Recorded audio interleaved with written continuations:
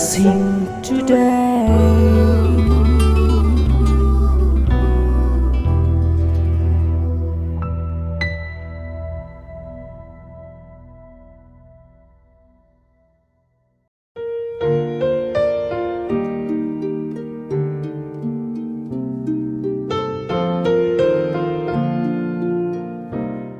Welcome to blessing today. കഴിഞ്ഞ 3 ദിവസങ്ങൾ Trivandrum mega ഫെസ്റ്റിവലിൽ നിന്നുള്ള സന്ദേശങ്ങൾ നിങ്ങൾ കേട്ടുകൊണ്ടിരുന്നു. അടുത്ത ആഴ്ചകളിലും ദിവസങ്ങളിലൊക്കെ അതിൻ്റെ അടുത്ത സെഷനുകളിലെ മെസ്സേജുകൾ നിങ്ങൾക്ക് കേൾക്കാൻ കഴിയും. ഇന്നും നാളെയും ഫിലിപ്പ് ലേഖന പഠനം നമ്മൾ തുടരുകയാണ്. ആദ്യമേ തന്നെ ഇപ്പോൾ നമുക്ക് ഒരുമിച്ച് ചേർന്ന് ഇന്നത്തെ എപ്പിസോഡിൻ്റെ സ്പോൺസേഴ്സിന് വേണ്ടി പ്രാർത്ഥിക്കാം. എല്ലാവരും ആത്മാർത്ഥ ഹൃദയത്തോടെ നമ്മെ അനുഗ്രഹിച്ചതുകൊണ്ട് അവരെ നമുക്ക് അനുഗ്രഹിച്ച് പ്രാർത്ഥിക്കാം. കർത്താവ്, ഞങ്ങൾ ചേർന്ന് ഇന്ന് ബർത്ത്ഡേ ആഘോഷിക്കുന്ന രാജേന്ദ്രൻ ആശാരിക്ക് വേണ്ടി ഈ സമയത്ത് പ്രാർത്ഥിക്കുന്നു. കർത്താവ്, തനിക്ക് മദ്യപാനത്തിൽ നിന്നും സമ്പൂർണമായ ഒരു വിടുതൽ ലഭിക്കേണ്ടതിനായി പ്രാർത്ഥിക്കുന്നു. എല്ലാ രോഗങ്ങളിൽ നിന്നും തനിക്ക് വിടുതലും സൗഖ്യവും ലഭിക്കട്ടെ. 3 മക്കൾക്കുമായി പ്രാർത്ഥിക്കുന്നു. രാജേഷിനെയും രാഖേഷിനെയും രതീഷിനെയും കർത്താവെ വിദ്യാഭ്യാസത്തിലും അതുപോലെ അവരുടെ ഭാവിയിലും അങ്ങ് അനുഗ്രഹം ചൊരിയണമേ എന്ന് പ്രാർത്ഥിക്കുന്നു. Thank you Lord. അവരുടെ അമ്മയ്ക്ക് വേണ്ടി പ്രാർത്ഥിക്കുന്നു.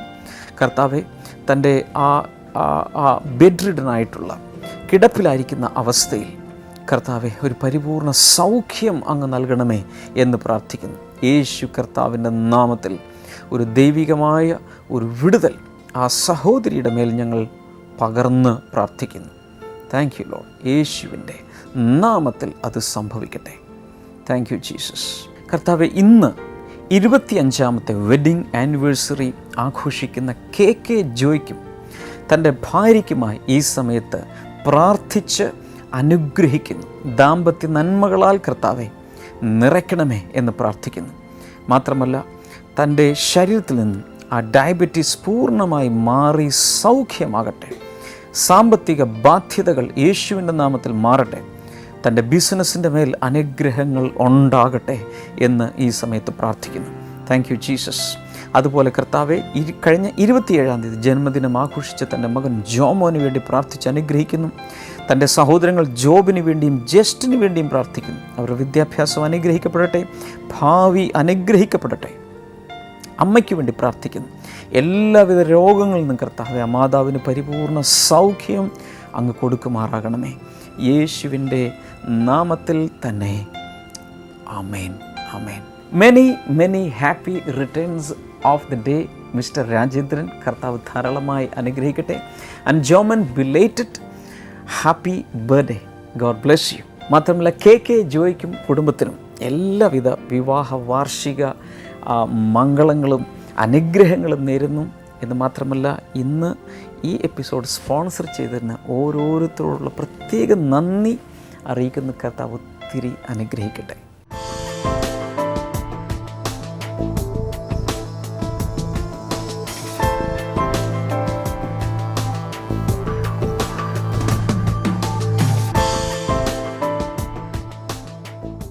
നമ്മൾ ഇന്നത്തെ മിറക്കിൾസ് ടുഡേയിലേക്കും അതിനുശേഷം ഫിലിപ്പ് ലേഖന പഠനത്തിലേക്കും പോവുകയാണ്. Let's go very quick.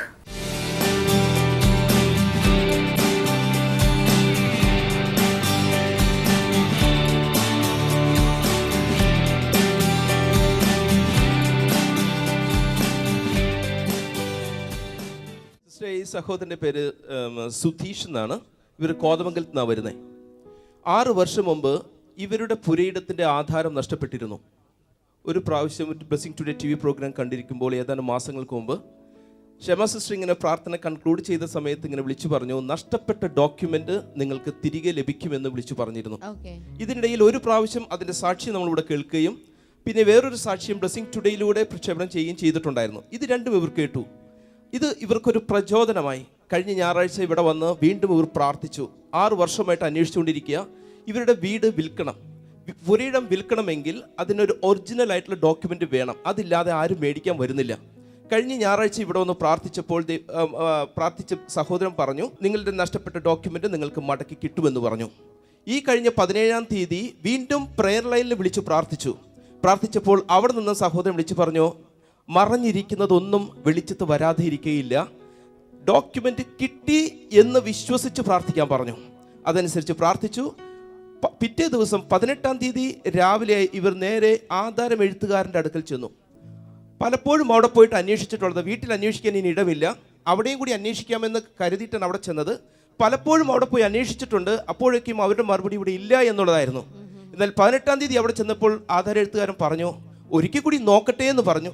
Details എല്ലാം എഴുതി കൊടുത്തിട്ട് സഹോദരൻ അവിടെ നിന്ന് മടങ്ങിപ്പോന്നു. 15 മിനിറ്റ് കഴിഞ്ഞപ്പോൾ ആധാര എഴുത്ത് ഓഫീസിൽ നിന്ന് വിളിക്കുകയാണ്, നിങ്ങളുടെ ഡോക്യുമെന്റ് ഇവിടെ ഉണ്ട്, 6 വർഷമായിട്ട് ഞങ്ങളിത് ഇവിടെ സൂക്ഷിച്ചിട്ടുണ്ടെന്ന്. 6 വർഷം കഴിഞ്ഞിട്ടാണ് ഡോക്യുമെന്റ് കയ്യിൽ കിട്ടിയോ? ഡോക്യുമെന്റ് കയ്യിൽ കിട്ടി.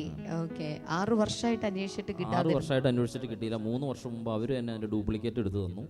അതിന്റെ കാര്യങ്ങളെല്ലാം ചെയ്തു. ഇനിയിപ്പോ വേറെ ഒന്നും ചെയ്യാനില്ല എന്ന് പറഞ്ഞു. ഞങ്ങളുടെ വിചാരം ഇനി പോയി കാണാം. അപ്പൊ അന്നേരമാണ് ക്ഷമസിസ്റ്റർ പ്രാർത്ഥന ഞങ്ങൾ സ്വീകരിച്ചത്. പക്ഷെ കർത്താവ് ഒരു അത്ഭുതം ചെയ്തു. എത്ര പേർ ചേർന്ന് കർത്താവിന് ഒരു നല്ല കയ്യടി കൊടുക്കും? ഹല്ലേലൂയ. കൈകൾ നീട്ടി ബ്രദറിനെ ഒന്ന് അനുഗ്രഹിച്ച് പ്രാർത്ഥിക്കാമോ? കർത്താവേ, നിന്റെ നാമത്തിൽ ഈ മകനെ ഞങ്ങളിപ്പോൾ ചേർന്ന് അനുഗ്രഹിക്കുന്നു. അങ്ങയുടെ എല്ലാ നന്മകളും അനുഗ്രഹങ്ങളും അങ്ങ് പകർന്നതിനായി ഞങ്ങൾ നന്ദി പറയുന്നു. കർത്താവേ, ഇനിയും അത്ഭുതങ്ങളുടെയും അടയാളങ്ങളുടെയും വഴികൾ ഇവർ കാണട്ടെ എന്ന് പ്രാർത്ഥിക്കുന്നു. കർത്താവേ, യേശുവിൻ്റെ നാമത്തിൽ തന്നെ. ആമേൻ, ആമേൻ. God bless U.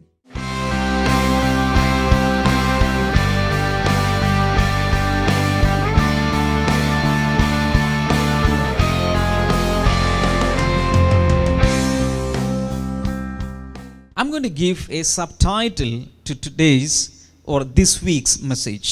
ഇന്നത്തെ ഈ സന്ദേശത്തിന് അല്ലെങ്കിൽ ഈ ആഴ്ചയിലെ ഈ സന്ദേശത്തിന് ഒരു ചെറിയ തലക്കെട്ട് നൽകുവാൻ, ഒരു ടൈറ്റിൽ നൽകുവാൻ ഞാൻ ആഗ്രഹിക്കുന്നു. A life of joy and peace. സമാധാനത്തിന്റെയും സന്തോഷത്തിന്റെയും ജീവിതം. Paul is writing to the church in Philippi to rejoice in the Lord always. And he says, I say it again, rejoice in the Lord. പൗലോസ് ഫിലിപ്പിയർക്ക് എഴുതിയ ഈ ലേഖനത്തിൽ ഫിലിപ്പിയ വിശ്വാസികളോട് പറയുന്നത് 4-ാമത്തെ വചനത്തിൽ, കർത്താവിൽ എപ്പോഴും സന്തോഷിക്കുവിൻ, അതു തന്നെ ഞാൻ വീണ്ടും പറയുന്നു, സന്തോഷിക്കുവിൻ. This is actually a repetition of the first few verses of chapter number 3. ഇത് സത്യത്തിൽ 3-ാം അധ്യായത്തിന്റെ ആദ്യ വചനങ്ങളുടെ ഒരു ആവർത്തനമാണ് എന്ന് വേണമെങ്കിൽ പറയാം. One thing I want to emphasize is this, that this rejoicing has nothing to do with outward circumstances. ഒരു കാര്യം ഞാൻ നിങ്ങളുമായിട്ട് പങ്കുവയ്ക്കാൻ ആഗ്രഹിക്കുന്നു. പുറമേയുള്ള ഒന്നുമായിട്ട് തന്നെ ഈ സന്തോഷത്തെ താരതമ്യം ചെയ്യുവാൻ പറ്റാത്തത്ര വലുതാണ് ഈ കാര്യം എന്നുള്ളത്. Usually happy circumstances make us happy and sad circumstances make us sad. സാധാരണയായിട്ട് സന്തോഷ അവസരങ്ങൾ നമ്മെ സന്തോഷവാന്മാരാക്കുന്നു, അതുപോലെ ദുഃഖിക്കാനുള്ള അവസരങ്ങൾ നമ്മെ ദുഃഖിതന്മാരുമാക്കി തീർക്കുന്നു. But as we grow into spiritual maturity, our source of joy will not be something outside, but the source of joy will be the Lord. എന്നാൽ ആത്മീകമായി പക്വതയിലേക്ക് നാം വളർന്നു കഴിയുമ്പോൾ നമ്മുടെ സന്തോഷത്തിന്റെ ഉറവിടം എന്നുള്ളത് പുറമെയുള്ള കാര്യങ്ങളിൽ നിന്നായിരിക്കില്ല, മറിച്ച് അകമേ നിന്ന് ആത്മീക കാര്യങ്ങളിൽ നിന്നായിരിക്കും നമ്മുടെ സന്തോഷത്തിന്റെ ഉറവിടം. When he was writing this, he himself was in prison. ഇദ്ദേഹം എഴുതുന്ന സമയത്ത് ഇദ്ദേഹം കാരാഗൃഹത്തിലായിരുന്നു എന്ന് ഓർക്കണം. But when he was in prison, it was not murmuring or complaining or grumbling that was coming out of that house, rented house or that prison, but it was praise that was coming out. ഓർക്കുക, പൗലോസ് ഇപ്പോൾ വീട്ടു തടങ്കലിലായിരിക്കുമ്പോൾ ആ വാടക വീട്ടിൽ നിന്ന് ഒരിക്കലും പിറുപിറുപ്പിന്റെയോ മുറുമുറുപ്പിന്റെയോ അലോസരത്തിന്റെയോ ശബ്ദമല്ല പുറപ്പെടുന്ന, മറിച്ച് സന്തോഷിക്കുവാനുള്ള ഒരു ആഹ്വാനമാണ് പുറത്തു വരുന്നത്. So he himself was practicing rejoicing in the Lord when he was writing this. അതുകൊണ്ട് അദ്ദേഹം ഈ കത്തെഴുതുമ്പോൾ തന്നെ താൻ തന്നെ കർത്താവിൽ സന്തോഷിക്കേണ്ടത് എങ്ങനെയാണ് അല്ലെങ്കിൽ സന്തോഷിക്കുവാൻ വേണ്ടി തന്നെ പരിശീലിപ്പിക്കുകയാണ്. Why? എന്തിനു വേണ്ടി? It is not the outward circumstances, but the presence of the other person that makes us happy. പുറമേയുള്ള ഒരു കാര്യത്തിൽ നിന്ന് ഉളവായി വരുന്ന ഒരു സന്തോഷമല്ല, മറിച്ച് തന്നോട് കൂടി ഇരിക്കുന്നവരെ കൂടെ സന്തോഷിപ്പിക്കുന്ന ഒരു സന്തോഷം. It is the Lord's presence that will make us really joyful. അതുകൊണ്ട് ദൈവത്തിന്റെ സാന്നിധ്യമാണ് നമ്മെ ഏറ്റവും അധികം സന്തോഷവാന്മാരാക്കി തീർക്കുന്നത്. Verse number 5. ഇനിയിപ്പോ നമുക്ക് അടുത്ത വചനം വായിക്കാം, 5-ാമത്തെ വചനം. Let your gentleness be evident to all. നിങ്ങളുടെ സൗമ്യത സകല മനുഷ്യരും അറിയട്ടെ. The Lord is near. കർത്താവ് അടുത്തായിരിക്കുന്നു. The one word I want to emphasize is gentleness. ഇവിടെ ഞാൻ നിങ്ങളെ പ്രത്യേകമായിട്ട് എടുത്തു പറയാൻ ആഗ്രഹിക്കുന്ന വാക്ക് എന്നുള്ളത് സൗമ്യത എന്നതാണ്.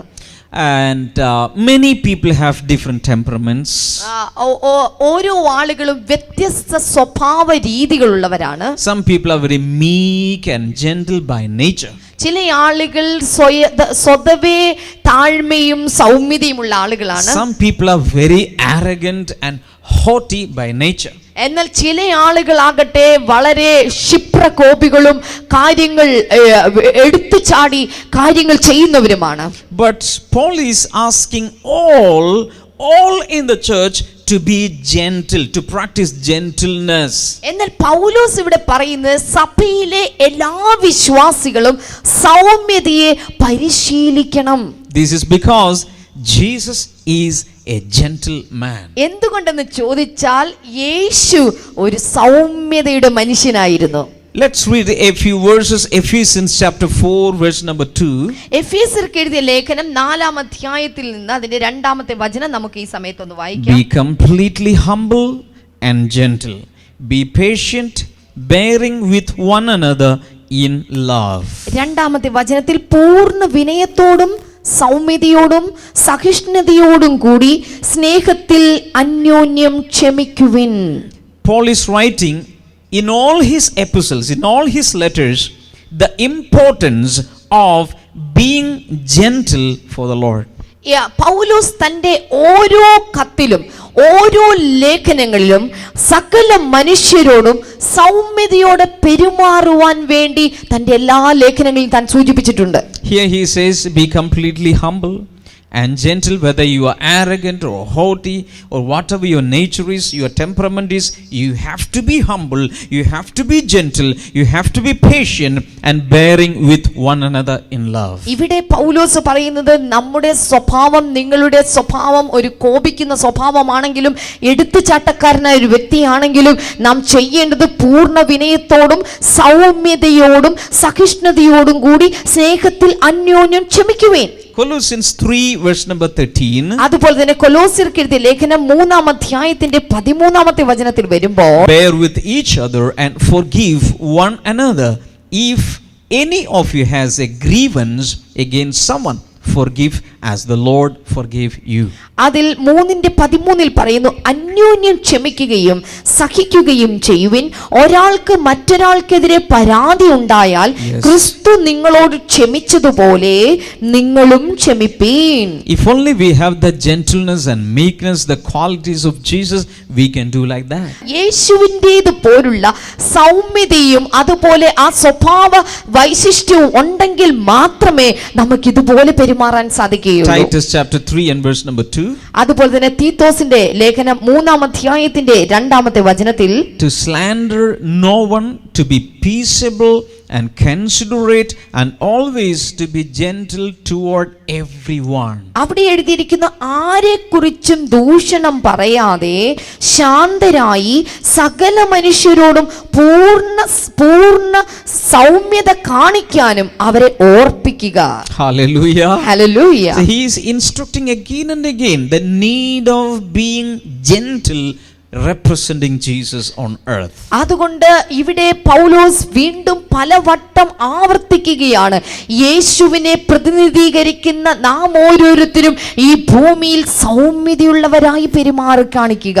One more verse, James chapter 3 verse number 17. ഒരു വചനം കൂടെ ഞാൻ നിങ്ങൾക്ക് നൽകിയാണ്, യാക്കോബിന്റെ ലേഖനം 3-ാം അധ്യായത്തിന്റെ 17-ാമത്തെ വചനം. But the wisdom that comes from heaven is first of all pure, then peace-loving, considerate, submissive, full of mercy and good fruit, impartial and sincere.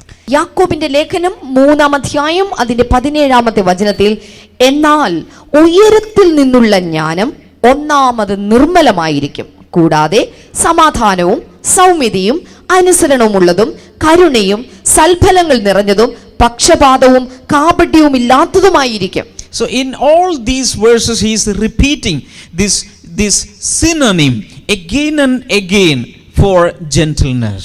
നോക്കുക, ഈ എല്ലാ വചനങ്ങളിലും ഇവിടെ നാം കാണുന്നത് സൗമ്യതയുടെ ഓരോ പദങ്ങൾ, പര്യായ പദങ്ങൾ ആവർത്തിച്ചു കൊണ്ടിരിക്കും നമുക്ക് ഇവിടെ കാണാൻ സാധിക്കുന്നുണ്ട്. That important is gentleness in the life of a believer. അതുകൊണ്ട് തന്നെ ഇത്രത്തോളം വളരെ വളരെ പ്രത്യേകതയുള്ള, വളരെ പ്രാധാന്യം അർഹിക്കുന്ന ഒരു കാര്യമാണ് ഒരു വിശ്വാസിയുടെ ജീവിതത്തിലെ സൗമ്യത എന്ന ഘടകം. So this is what he is writing, let your gentleness be evident to all, the Lord is near.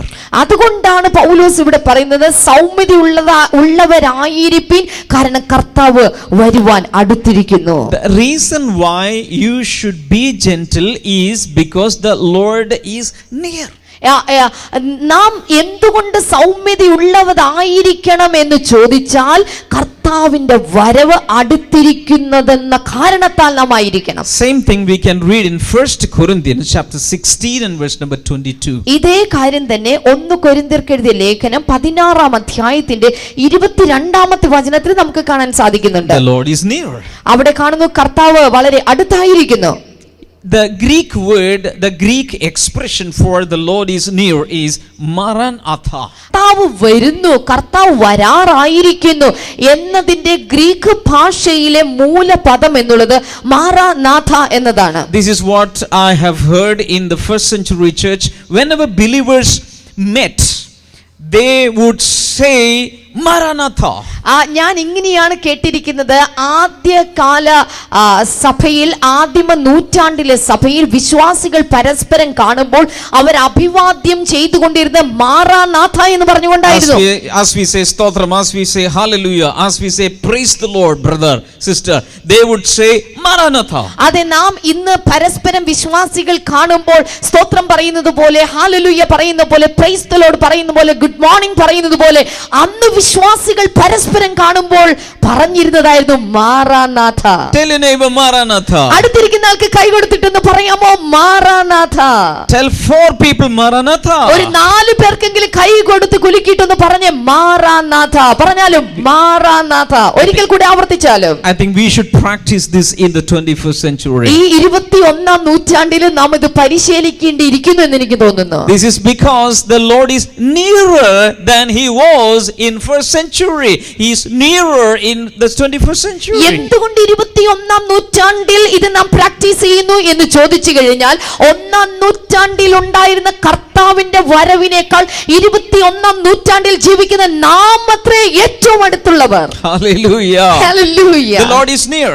നമ്മുടെ കർത്താവ് അടുത്തിരിക്കുന്നു. The Lord is coming as a judge and as a rewarder. ഓർക്കുക, നമ്മുടെ ദൈവം പ്രതിഫലം വിഭാഗിക്കുന്നവനായിട്ടും ഏറ്റവും വലിയ ന്യായവിധി നടത്തുന്നവനായിട്ടും അവൻ വരികയാണ്. The Lord is coming for the gentle ones of his children. ഇപ്പോൾ തന്റെ സൗമ്യതയുള്ളവരെ തേടി നമ്മുടെ ദൈവം വരുവാനായി പോകുകയാണ്. Okay, let's quickly go to the next verse. അടുത്ത വചനത്തിലേക്ക് നമുക്ക് വേഗം Verse number 6. 6-ാമത്തെ വചനം. Do not be anxious about anything, ഒന്നിനെക്കുറിച്ചും വ്യാകുലപ്പെടരുത്. but in everything by prayer and petition with thanksgiving present your requests to God. എല്ലാറ്റിനും പ്രാർത്ഥനയാലും അപേക്ഷയാലും നിങ്ങളുടെ ആവശ്യങ്ങൾ സ്തോത്രത്തോടുകൂടെ ദൈവത്തിന് സമർപ്പിക്കുക. And the peace of God, which transcends all understanding, will guard your hearts and your minds in Christ Jesus. അങ്ങനെയെങ്കിൽ സകല അറിവിനെയും കവിയുന്ന ദൈവീക സമാധാനം നിങ്ങളുടെ ഹൃദയങ്ങളെയും മനസ്സുകളെയും ക്രിസ്തു യേശുവിൽ കാത്തുകൊള്ളും. I told you today's message is all about joy and peace in the Lord. ഞാൻ പറഞ്ഞു കഴിഞ്ഞല്ലോ, ഇന്നത്തെ സന്ദേശം എന്നുള്ളത് നമ്മുടെ ജീവിതത്തിലെ സന്തോഷത്തെക്കുറിച്ചും സമാധാനത്തെക്കുറിച്ചുമുള്ള ജീവിതത്തെക്കുറിച്ചുള്ള സന്ദേശമാണ് ഇന്ന് ഞാൻ നിങ്ങൾക്ക് Paul, the great apostle of Jesus Christ, is giving us a formula for having peace in our lives. നോക്കൂ, ഇവിടെ പൗലോസ് അപ്പസ്തോലൻ, ശക്തനായ അപ്പസ്തോലൻ, നോക്കൂ ഇവിടെ സമാധാനം ഉണ്ടായിരിക്കുവാനുള്ള ചില സൂത്രവാക്യങ്ങൾ ഇവിടെ പറഞ്ഞു നൽകുകയാണ്. He is giving 5 things so that we will have a peace that passes all understanding. നോക്കൂ, ഇവിടെ പൗലോസ് നമുക്ക് 5 കാര്യങ്ങൾ നൽകിയാണ്. അങ്ങനെയെങ്കിൽ നമ്മുടെ സകല കാര്യങ്ങളെയും കവിയുന്ന, അറിവിനെയും കവിയുന്ന ഒരു സമാധാനം നമുക്കുണ്ടായിത്തീരും.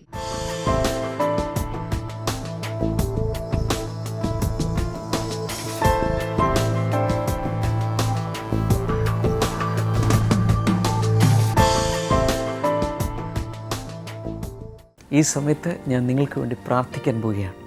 കഴിഞ്ഞ എപ്പിസോഡുകളിൽ എത്രയോ പേരെ കർത്താവ് സൗഖ്യമാക്കി. അവരുടെ അത്ഭുതകരമായ 100 കണക്കിന് സാക്ഷ്യങ്ങൾ ഓരോ സ്റ്റേജുകളിലും അല്ലാതെ എല്ലാം നമ്മൾ കേട്ടുകൊണ്ടിരിക്കുകയാണ്. ഇത് നിങ്ങളുടെ ദിവസമാണ്. ഇന്ന് ഹൃദയത്തിൽ വിശ്വസിക്കുക, ഞാനും ഒരത്ഭുതത്തെ പ്രാപിക്കും. എനിക്കും രോഗസൗഖ്യമുണ്ടാകും, എൻ്റെ പ്രശ്നങ്ങൾക്ക് വിടുതലുണ്ടാകും. യേശു ജീവിച്ചിരിക്കുന്നത് കൊണ്ട് ഞാനും ജീവിക്കും.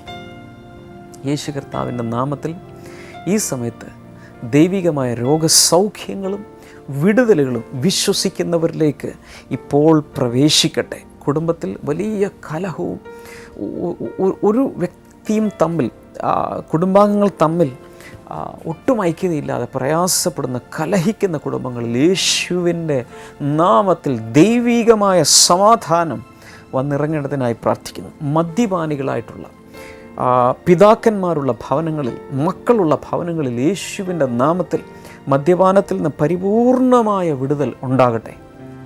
ഇൻ ജീസസ് നെയിം അത് സംഭവിക്കട്ടെ.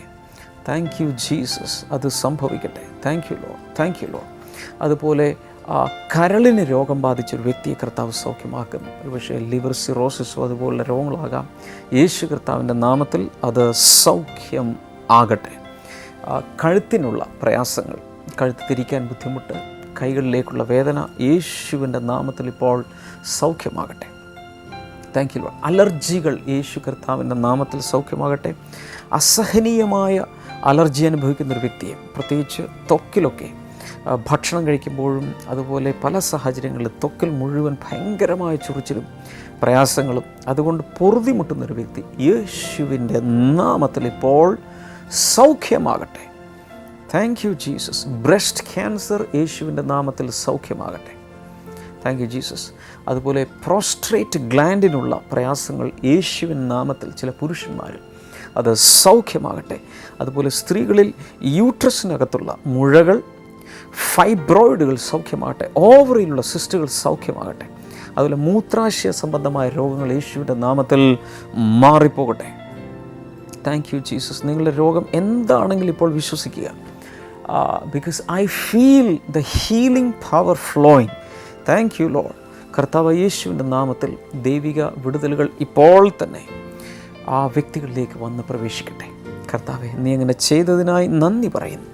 യേശുവിൻ്റെ നാമത്തിൽ തന്നെ ആമേൻ. ഈ സമയത്ത് കർത്താവ് എനിക്ക് സൗഖ്യം തന്നു എന്ന് വിശ്വസിച്ച് യേശുവിനെ സ്തുതിക്കാനും നന്ദി പറയാനും തുടങ്ങുക. അങ്ങനെയാണ് ബൈബിൾ പറയുന്നത്. എന്തെങ്കിലും പ്രാർത്ഥന അപേക്ഷിച്ചാൽ അത് ലഭിച്ചു എന്ന് വിശ്വസിക്കുക, അതിനുവേണ്ടി സ്തോത്രം ചെയ്യുക, അപ്പോൾ അത് ഉണ്ടാകും. Thank you for watching today's episode. കർത്താവ് നിങ്ങളെ ഒത്തിരി അനുഗ്രഹിക്കട്ടെ. നാളെ വീണ്ടും നമുക്ക് ഫിലിപ്പ് ലേഖന പഠനത്തിലേക്ക് പോവുകയാണ്. മാത്രമല്ല ഒത്തിരി കാര്യങ്ങൾ കർത്താവ് ഈ ദിവസങ്ങളിൽ നമുക്ക് വേണ്ടി ചെയ്യും എന്ന് വിശ്വസിക്കുക. നാളത്തെ പ്രോഗ്രാം കാണാൻ മറക്കരുത്. ഈ ബ്ലെസ്സിങ് ടുഡേയെക്കുറിച്ച് അറിയാത്ത ഒത്തിരി പേരുണ്ട്. അവരോട് തീർച്ചയായും ഈ ബ്ലെസ്സിങ് ടുഡേ പ്രോഗ്രാമിനെ കുറിച്ച് പറയണം, കാണുവാൻ പ്രോത്സാഹിപ്പിക്കണം. അങ്ങനെ നിങ്ങൾ ചെയ്യുമ്പോൾ നിങ്ങളും അനുഗ്രഹിക്കപ്പെടും, അവരും അനുഗ്രഹിക്കപ്പെടും. God bless you. See you tomorrow. Bye-bye.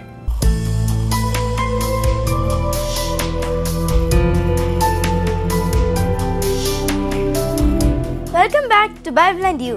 ഇന്നത്തെ ചോദ്യം ഇതാണ്: എവിടെയാണ് പൗലോസ് പെന്തക്കോസ്ത് വരെ പാർത്തത്? Where did Paul tarry until Pentecost? Options: A. Macedonia, B. Lystra, C. Ephesus, D. Antiochia.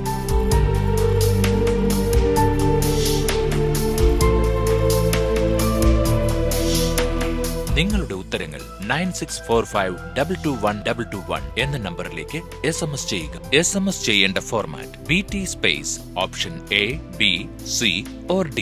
ശരി ഉത്തരം അയക്കുന്നവർക്ക് സമ്മാനങ്ങൾ നൽകുന്നത് OM Books ആണ്.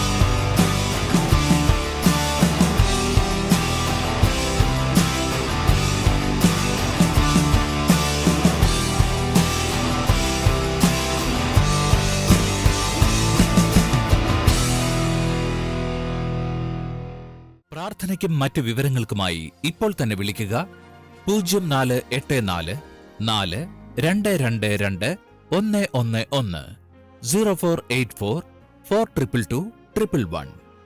ഞങ്ങളുടെ വെബ്സൈറ്റുകൾ www.themasterministries.org, www.blessingtoday.tv, ഇമെയിൽ info@blessingtoday.tv. ഞങ്ങളുടെ address blessing today, post box number 2215, Edappally PO, Kerala, India 682024.